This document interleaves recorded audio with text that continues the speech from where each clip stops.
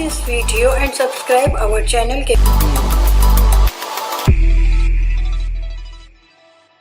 जब हम उस कंपाउंड को बर्न करते हैं, जलाते हैं, तो उसके अंदर जो कार्बन के कंटेंट्स छुपे होते हैं, मौजूद होते हैं, वो जलने के बाद, बर्न होने के बाद कार्बन डाइऑक्साइड में चले जाते हैं। सो फिर हम उस कार्बन की कंटेंट्स की मदद से और कार्बन डाइऑक्साइड पैदा होने वाले मैस की मदद से हम एक ऐसा फार्मूला बनाया हुआ है जो इसी टॉपिक के एंड पर है, मैं समझाता हूँ आपको बाद में। उस फार्मूले की मदद से फिर हमें कार्बन की परसेंटेज का पता चल जाता है। इसी तरह फिर हाइड्रोजन की परसेंटेज निकालते हैं और एंड पर हम ऑक्सीजन की परसेंटेज निकालते हैं। तो पहली चीज जो मैंने कहा आपको याद रखना है वो ये है कि ये टेक्निक सिर्फ किन के लिए है। It is used only for those organic compounds having carbon, hydrogen and oxygen elements। करते क्या है, एक स्टेटमेंट टाइप है, डेफिनेशन टाइप है आपके याद करवाने के लिए, जिसमें हम उस ऑर्गेनिक कंपाउंड को बर्न करवाते हैं in excess of oxygen. You can say that it is a technique in which given organic compound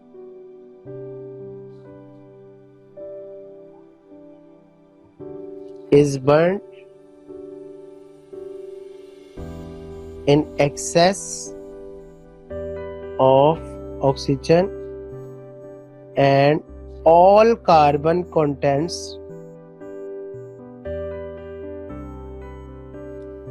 are converted into carbon dioxide gas and all hydrogen contents are converted into water। then फिर एक specific formulas हैं इन दोनों के, उनको हम बेटा use करके फिर क्या करते हैं, इनकी परसेंटेज मालूम कर लेते हैं। और ये भी आप इसमें बात बता सकते हैं, सोल प्रोडक्ट्स, ये किताब का वर्ड है बेटा इसलिए लिख रहा हूँ, आर CO2 एंड वाटर। यानी जब हमने कंपाउंड को जलाना है, ओनली जो फाइनल प्रोडक्ट हमें चाहिए वो CO2 एंड वाटर। ये बेटा इसकी एक इंट्रोडक्शन टाइप मैंने बात बता दी, एक डेफिनेशन बता दी, स्टार्टिंग पॉइंट बता दिया आपकी हेल्प के लिए। अब इसका प्रोसेस क्या है या प्रोसीजर क्या है। प्रोसेस में आपने ये बात बतानी है, एक डायग्राम से मैं आपको समझा देता हूँ। एक डायग्रामेटिक स्केच हम बना लेते हैं। सपोज ये हमारे पास बर्नर है या बर्निंग ट्यूब आप इसे कह सकते हैं, जिसमें ऑर्गेनिक कंपाउंड मौजूद होगा। एक्सेस ऑफ ऑक्सीजन हमने इसको सप्लाई करनी है, बर्निंग ट्यूब आप इसे कह लें। और आपको पता है कंपाउंड के अंदर ऑलरेडी कौन से एलिमेंट है, सिर्फ कार्बन, हाइड्रोजन और ऑक्सीजन। बेटा जब ये बर्न होगा इसमें से गैसेस इवॉल्व होंगी। जो नेक्स्ट चैम्बर होगा हमारे पास, उसमें इस स्टाइल के साथ एक सर्कुलर फॉर्म में एक कंपाउंड रखा जाता है, उसका नाम है मैग्नीशियम परक्लोरेट, MgClO4 होटलवाइज बेटा नाम याद कर लीजिएगा, मैग्नीशियम परक्लोरेट। और remember that this is called a dehydrating या ड्राइंग एजेंट। चैप्टर 2 में भी कुछ आएंगे। ये ड्राइंग एजेंट का फंक्शन क्या होता है कि जहां भी वाटर इसको मिले ये अपने अंदर एब्सॉर्ब कर लेते हैं। सो ड्राइंग एजेंट और also called water absorber. Second chamber जो आगे रखा जाएगा, इसमें से दोनों गैसेस निकलेंगी। CO2 गैस भी बाहर को जाएगी बनने के बाद, जैसा कि मैंने डेफिनेशन में बताया, वाटर वेपर्स भी जो है वो बाहर की तरफ मूव करेंगे, जैसा कि मैंने बताया। यही दोनों सोल प्रोडक्ट है। सारा वाटर यहाँ पे एब्जॉर्ब होगा, सारा CO2 एब्जॉर्ब करने के लिए यहाँ पर हमारे पास 50% KOH का सोल्यूशन रखा जाता है। इसमें होगा 50% potassium hydroxide, also called CO2 absorber, ये CO2 एब्जॉर्बर होता है। एक चैम्बर आपने ऑर्डर करना है, इसको आप अदर गैसेस या एग्जॉस्ट के तौर पर लिख लें। मतलब अगर कोई और एक्स्ट्रा चीज हो तो वो सारी की सारी यहाँ पर स्टोर हो जाएगी। जी बेटा, तो अब होगा क्या, ये प्रैक्टिकल जो आपको पहले मैंने डायग्रामेटिकल स्केच समझा दिया है, वाटर एब्जॉर्बर भी बता दिया, CO2 एब्जॉर्बर भी बता दिया।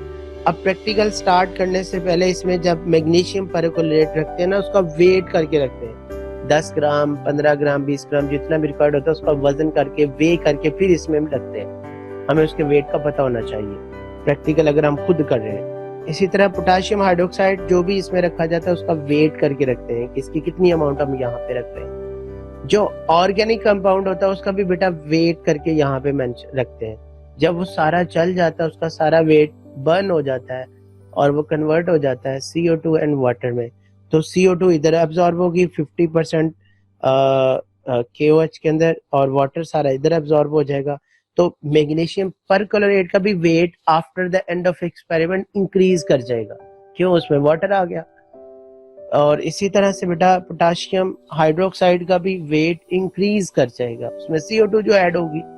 अब दोनों का दोबारा से at the end of experiment फिर से वेट करेंगे, और जितना जितना वेट इनका इंक्रीज हो गया, बढ़ गया, वो पहले वाले से माइनस करने के बाद हमें पता चल जाएगा। वो इंक्रीमेंट जो लगी इनमें मैग्नीशियम परक्लोरेट, फॉर एग्जाम्पल पहले हमने 10 ग्राम रखा था, after the end of experiment 12 ग्राम हो गया, इसका मतलब इसमें 2 ग्राम वाटर वेपर्स ऐड हो गया।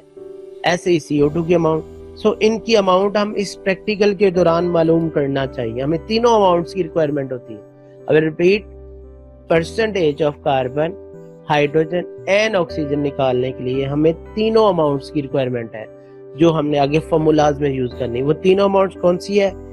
ऑर्गेनिक कंपाउंड का वेट कितना हमने रखा है, CO2 का वेट कितना प्रोड्यूस हुआ, वाटर का वेट कितना प्रोड्यूस। अगर हमें ये तीनों चीजें मिल जाएं, तो जो मैं अब आपको समझाने जा रहा हूँ फॉर्मूलाज, उन फॉर्मूलाज की मदद से हमने क्या मालूम करना है, इनकी परसेंटेज। जो अभी मैंने आपको स्केच समझाया, इसको आप यूं भी लिख सकते हैं। First of all, burn organic compound in excess of oxygen. फिर आपने क्या ऑब्जर्व करना है, all carbon absorb in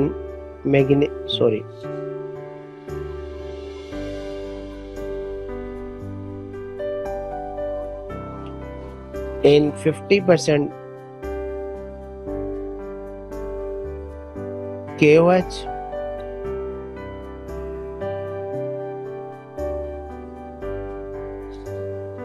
in the form of CO2। एक बात आप ये भी इसमें मेंशन कर सकते हैं, ऑर्गेनिक कंपाउंड के all hydrogen atoms absorb in magnesium perchlorate in the form of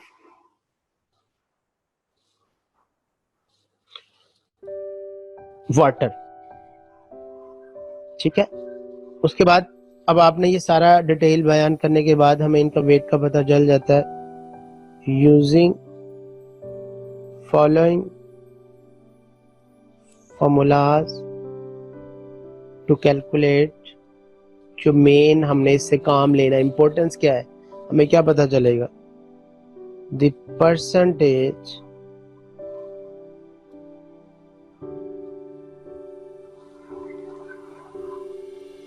of carbon, hydrogen and oxygen. अब वो फॉर्मूलाज क्या है उसको जरा फोकस कीजिए। सबसे पहला फॉर्मूला बेटा, for percentage of carbon you have to focus on 5 things. Formula बिल्कुल सही लिखना है, इसको सॉल्व नहीं करना है। अक्सर मैंने पुरानी क्लासेस में बार बार ये बात रिपीट की है, बताया, बच्चे फिर भी अपने पास से वैल्यूज लिखकर कोई आंसर निकाल लेते। नो, सिर्फ फॉर्मूला लिखना है। 5 थिंग्स मैंने कहा, 5 चीजें इसके अंदर आपने याद रखनी है। एक, mass of carbon dioxide divide by mass of given organic compound further multiply मल्टीप्लाई बाय 12 एंड डिवाइड बाय 44, फिर फर्दर मल्टीप्लाई बाय 100। ये बेटा इसका फॉर्मूला है। अक्सर बच्चे मैथमेटिकली भी हल जब न्यूमेरिकल करते हैं तो गलत कर लेते हैं। इसमें जो ऊपर वाली 3 चीजें हैं, mass of CO2, mass of atomic mass of carbon यानी 12 and 100, इनको पहले आपस में मल्टीप्लाई कर लें। mass of given organic compound और 44, इनको आपस में मल्टीप्लाई कर लें। फिर ऊपर वाली वैल्यू और नीचे वाली वैल्यू को डिवाइड कर लें, आपके पास आंसर आ जाएगा परसेंटेज ऑफ कार्बन इस ऑर्गेनिक कंपाउंड। यानी एक तो तरीका पीछे आपने पढ़ा है, सिंपल आपके पास उस एलिमेंट की परसेंटेज मैस हो और कंपाउंड का मैस हो और 100 से मल्टीप्लाई कर, एक तो वो तरीका। दूसरा, आपने परसेंटेज तो कार्बन की निकालनी, लेकिन मैस आपके पास कार्बन का नहीं है, मैस तो CO2 का है। फिर क्या करेंगे? फिर आपने इसकी मदद से यूज करना। ये देख लें बेटा, mess of CO2, hello, mess of CO2, ये वो वर्ड है जो अगर आप प्रैक्टिकल करें, जैसे ऊपर बात कर रहे थे, ये हमें कहां से मिलेगा? ये 50% KOH से मिलेगा, जो उसका एक्सेस मैस हो जाता, वो इधर पुट करेंगे। मैस ऑफ ऑर्गेनिक कंपाउंड, ये शुरू में मैंने कहा था, जब ऑर्गेनिक कंपाउंड को हमने बर्न करना है, चलाना है, तो उसका वेट मालूम करके रखते हैं, ये वहां से 12 सच एज ही आएगा। आपने याद रखना है कि कार्बन का एटॉमिक मास है पीरियोडिक टेबल वाला, क्योंकि हम उसकी परसेंटेज निकाल रहे हैं। डिवाइड बाय 44, ये भी सच एज लिखना है ऐसे ही। ये क्या चीज है, ये आगे जाकर भी आपको बताऊंगा। मोलर मास ऑफ CO2 बन रहा है, कल मैंने ये डिटेल समझाई थी, अगर आपको याद हो तो इसमें आप देख सकते हैं ऑक्सीजन का 16 2 32 मास है, प्लस कार्बन का इसमें 12 ऐड हो रहा है। सो 44 क्यों यूज करते हैं? बिकॉज हमने तो मैस पीछे CO2 का पुट किया हुआ है ना, इसलिए हमें मोलर मैस भी CO2 का यूज करना पड़ रहा है। Then multiply by 100। Next second हमारे पास बेटा ऑप्शन है, फॉर्मूला है परसेंटेज ऑफ हाइड्रोजन। जी बेटा, हाइड्रोजन की परसेंटेज को मालूम करने के लिए हम कौन कौन सी चीजें यूज करेंगे? अभी प्रैक्टिकल हमने सीखा है, उसकी मदद से हमें चाहिए mass of water vapours, mass of water divide by वही बात, यानी mass of organic compound, further बेटा मल्टीप्लाई बाय, उधर मैंने 12 से मल्टीप्लाई किया बिकॉज वो कार्बन का एटॉमिक मास। इधर आपके ज़हन में आ रहा होगा 1 से मल्टीप्लाई करें, नहीं 1 से नहीं करेंगे, आप 2 से करेंगे। क्यों? क्योंकि अगर आप देखें कि आप हाइड्रोजन को वाटर में कन्वर्ट कर रहे हैं और वाटर के अंदर ऑलरेडी हाइड्रोजन के 2 एटम बनते हैं, मैच होते हैं, उसमें प्रेजेंट होते हैं। सो डबल मैच यूज करेंगे 2 या 2.016 डिवाइड बाय, पिछले फॉर्मूले में कार्बन डाइऑक्साइड का मोलर मास, इसमें वाटर का मोलर मास यानी 18 या 18.016 मल्टीप्लाई बाय 100। ये बेटा आपको आंसर देगा percentage of hydrogen. And the last thing is the percentage of oxygen. और बेटा ये भी पॉइंट अक्सर बच्चे क्वेश्चन पूछ लेते हैं, ऑक्सीजन का ऊपर वाले दोनों तरीकों से परसेंटेज निकालने का तरीका नहीं है। क्यों नहीं है भाई? क्यों नहीं कर सकते? नहीं कर सकते इसलिए कि आप जब ऑर्गेनिक कंपाउंड को जला रहे हो तो आप तो बाहर से भी हो तो ऑक्सीजन दे रहे हो, फिर जो आपके पास प्रोडक्ट्स बनते हैं CO2 एंड वाटर, आधी ऑक्सीजन कोई CO2 में भी जा रही है और कुछ आधी ऑक्सीजन हाइड्रोजन में भी जा रही, सिंगल कंपाउंड नहीं है, ऑक्सीजन दोनों में मौजूद है। सो फिर क्या करें? हमें पता है इस कंपाउंड के अंदर टोटल तो 3 ही एलिमेंट, सो तीनों की परसेंटेज का सम 100 के बराबर होना चाहिए ना। अगर हमने 2 पहले परसेंटेज मालूम कर लिए तो उनको जमा करके 100 से माइनस कर लें।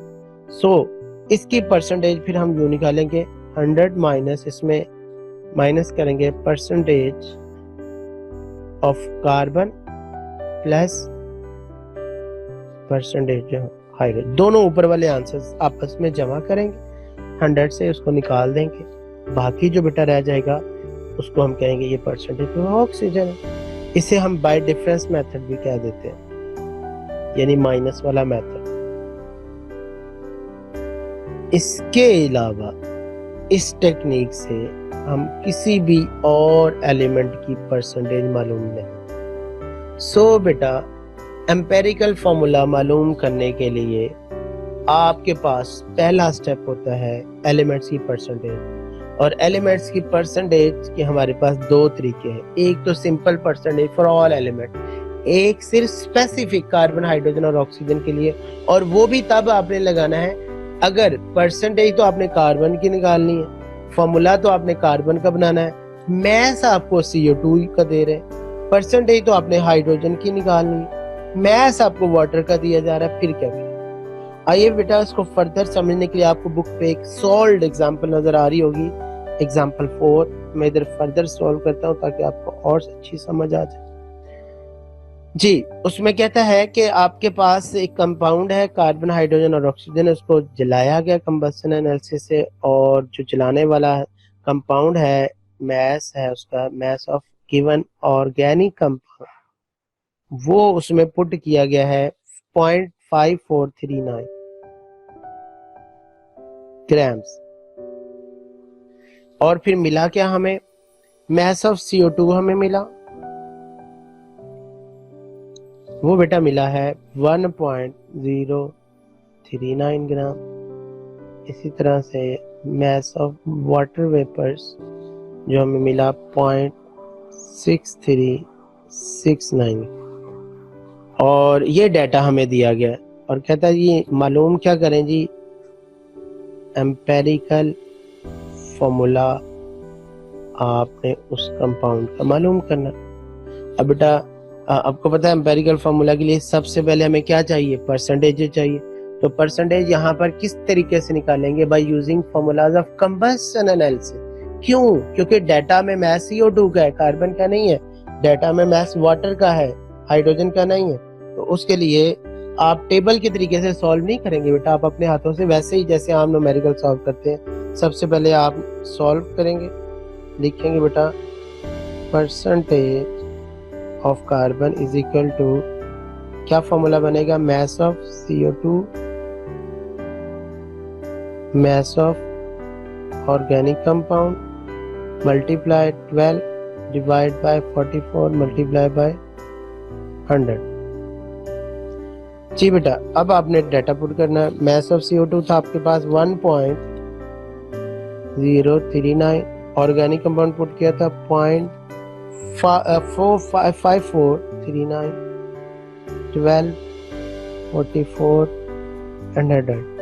ऊपर वाली तीनों रकमों को आपस में मल्टीप्लाई कर दें, नीचे वाली दोनों रकमों को आपस में मल्टीप्लाई कर दें, फिर फर्दर उनको आपस में डिवाइड करेंगे तो आंसर आएगा 52.098%।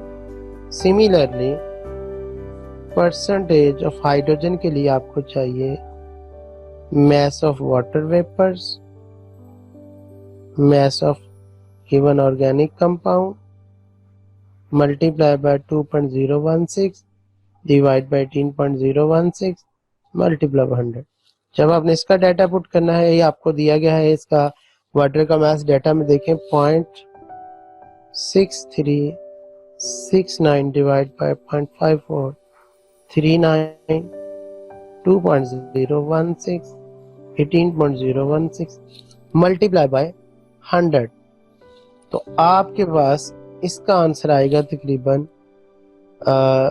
13.11%। एंड तीसरा है बेटा परसेंटेज ऑफ ऑक्सीजन, वो है 100 minus percentage carbon plus percentage hydrogen, bracket close.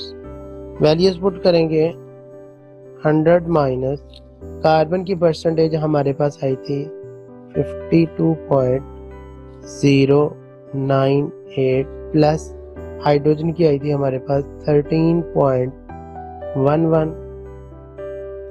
इस दोनों को आपस में प्लस करें, ये तकरीबन बन रहा है 62 65 34 35 34.77%। अब कल जो मैंने 4 पॉइंट्स बताए थे, पहला स्टेप डिटरमिन द परसेंटेज निकाल लिया, दूसरा स्टेप कैलकुलेट ग्राम एटम्स या मोल्स। सो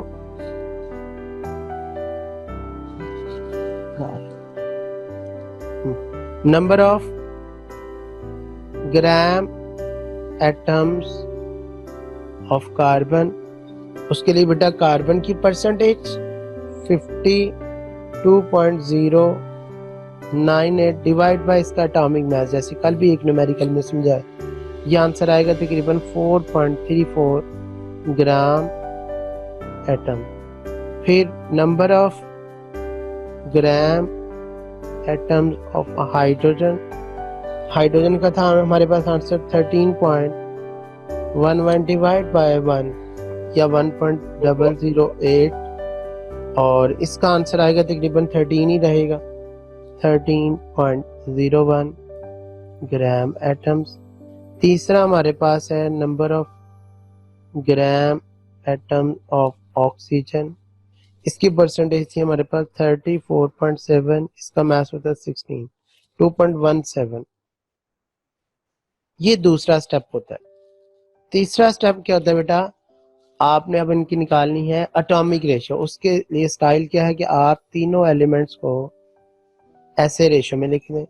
कार्बन का आपके पास आंसर आया था 4.34, हाइड्रोजन का आया था 13.01 या 13, ऑक्सीजन का 2.17, और फिर जो सबसे छोटी होगी उससे तीनों को डिवाइड कर देंगे। ये राउंड अबाउट करके आंसर आ रहा है 2, ये 6, ये 1। सो एम्पेरिकल फॉर्मूला बेटा, कार्बन के नीचे 2, हाइड्रोजन के नीचे 6 और O के नीचे 1 हम लिखते नहीं होते।